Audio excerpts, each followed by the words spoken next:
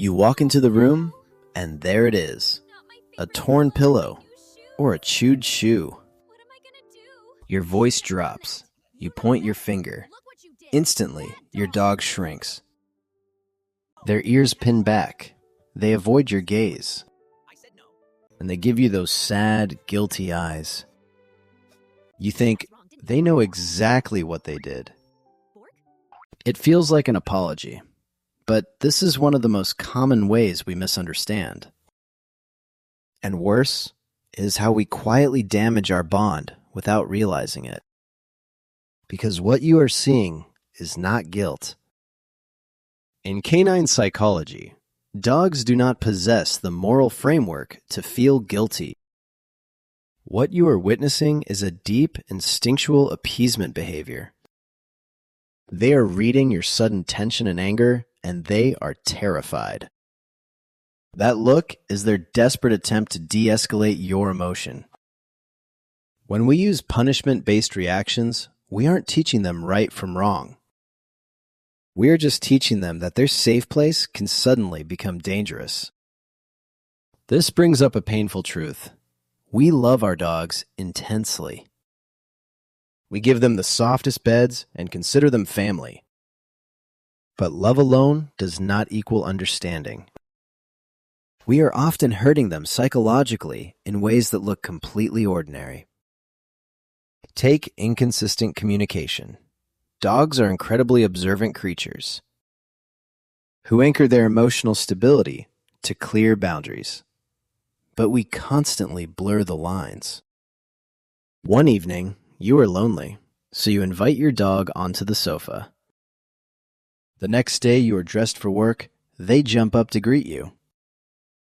And you scold them. To us, the context makes sense.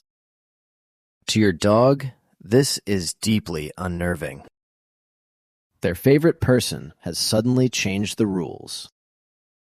Over time, this inconsistency creates chronic anxiety. They stop knowing how to make you happy. That seamless trust begins to fray. Then we confuse exhaustion with excitement. We believe a good dog is a tired dog. So we constantly stimulate them. We take them to crowded places, dragging them everywhere.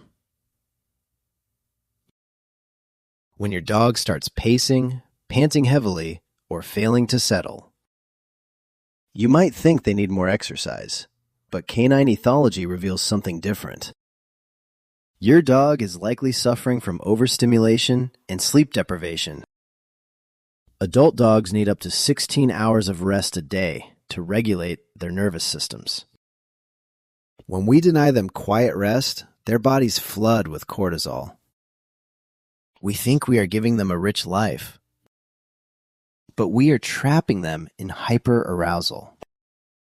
If you are realizing that some of these habits might be confusing your dog, you are not alone.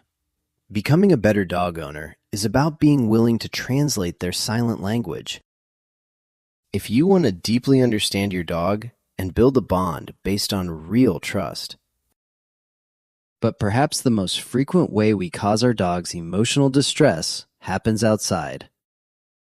You clip on the leash, step onto the sidewalk, and immediately pull out your phone. Your dog stops to deeply smell a patch of grass. Impatient, you tug the leash to keep moving. You think a walk is purely about physical exercise. But to your dog, this is a form of emotional neglect. A dog's primary way of experiencing the world is through scent memory. When they sniff, they are reading the intricate social fabric of their environment. When you constantly yank them away from scents to stick to your pace, you are essentially blindfolding them. You are turning what should be a bonding activity into a frustrating chore. This lack of observation spills over into how we handle their fears. Imagine another dog approaches on your walk. Your dog freezes and lets out a sharp bark. In a panic, you jerk the leash backward and scold them.